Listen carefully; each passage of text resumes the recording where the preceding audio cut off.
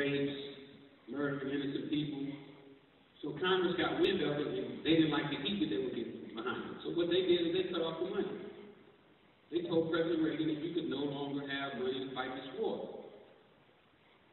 I know you all heard about the Iran-Contra, selling guns to raise money without the North. Well, they took this money that they raised from Iran-Contra and they gave it to the Nicaraguan Contras. Well, the Nicaraguan Contras said that it wasn't enough money. They only gave it the first time, I think, he said $18 million. So he said there's no way that we could fight a war against the Sandinistas. Russia gave $100 million to them. You only gave us $18 million. So what they did is they took the $18 million and they bought drugs. They used all of their military connections to get drugs into the United States, and just so happened that they brought them South Central Arkansas, and I wind up with them. Not knowing all this at the time. So that gives you a little background on Nicaragua and how our country got tied up in selling drugs. There's some more stuff that went on, but I don't want to go into all the details. You know, I want to give you a little bit about what I'm doing right now today so that you can see how I turned my life around and some of the things that I'm doing right now today. But that made my story unique. That made my story stand out. That gave me the highest rating story ever on BET. Right now, I hold the record for the #1 show ever watched on BET. The first show that BET ever sold to another network. Matter of fact, a couple months ago, somebody called me and said, "Hey, your very credential was on TV." It's on TV. So I turned, I was trying to find it, and they told me what channel it was on. I hit it, they said 750 to watch it. I ain't gonna pay no 750 to watch it. So they will make me pay to watch my show, but I didn't even get paid for it, right? So from that, made me have one of the hottest stories in the country. I mean, Hollywood went crazy when I got it. All the studios called me, "Hey, come on. We want to talk to you about doing your movie." Yeah, I want to do my movie. But at the same time, I want to make some money out of it. So I'm going to all these meetings, all the studios and whatnot, and they're telling me this and telling me that. And I'm like, y'all read the wrong stories. See, they read the story when I was illiterate. You know, they ain't read the new stories that I can read and understand now. I said, listen, man, I ain't the same. You ain't dealing with the same person no more.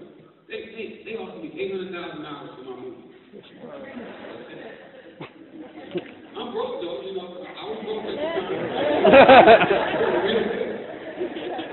So I said, well, now they say Frank Lucas's movie made $300 million just in movie sales.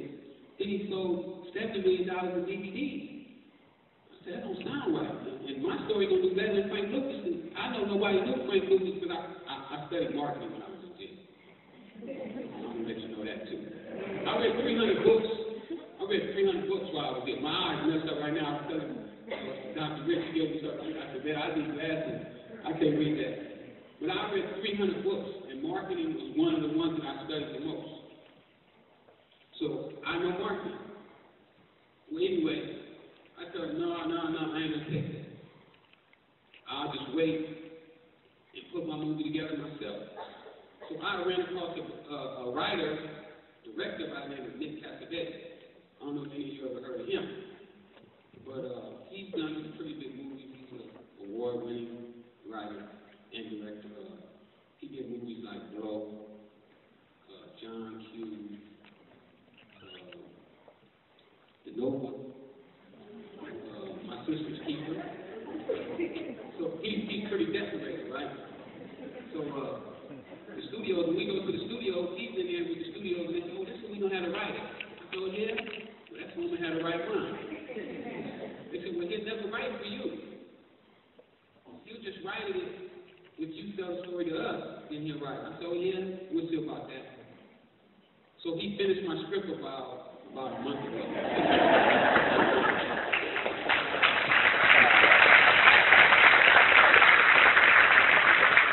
And guess what? He did no credit. So I didn't pay him. So they was going to pay him $1.5 million.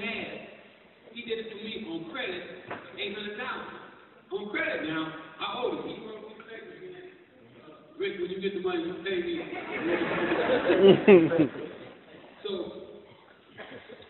just last week or week and a half ago, I got to sign another piece of paper that said, oh, I'll direct you to for free. So what I've done right now is he basically giving me $2.5 million. And I owe him $800. But all that comes from the skills that I picked up and the things that I show. And he wouldn't have did that if I wasn't doing the things that I'm doing, that he wasn't able to see. Because in one of my books, it talks about not working for money.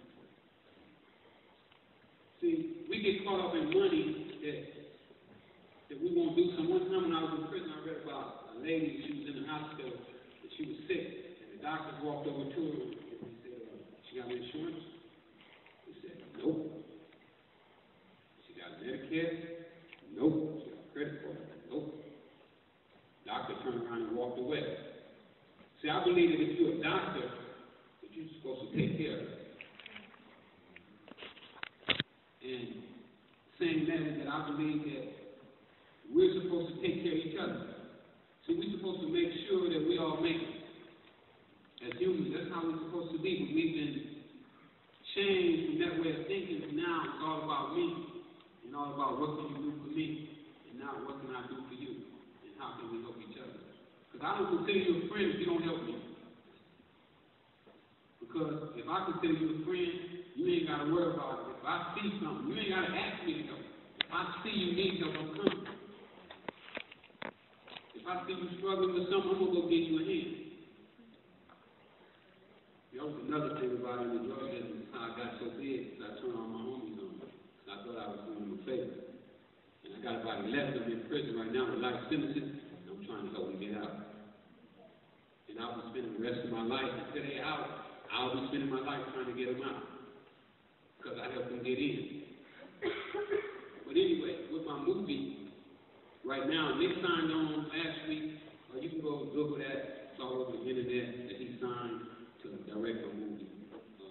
Right now, I've been meeting with a lot of people about loaning me, not buying my movie, $35 million. So, kind of hard to swallow, guys. You just got out of prison, you're going to be loaning you $35 million. But there are people right now that are talking about loaning me the money. And guess what? I never shot a movie before. Never produced a movie before. I read a few books on it while I was in prison, so I could kind of talk the language a little bit. But to say that is that if I can come from here, you see, all of you are way smarter than me. So you can do way more than I did. You have made the mistakes that I made, and hopefully that you don't make those now. But if I can do this, what can you do? How far can you go? I mean, the sky's the limit. It's all up to you. Also, one other thing that I'm going to ask you all at the table. While I was in prison, I read about this kid who went to Harvard University, and he had started this website, and I'm sure all of you know it. It's called Facebook. Well, I read about it, and I think when I first read about it, he had like 40,000 members on it.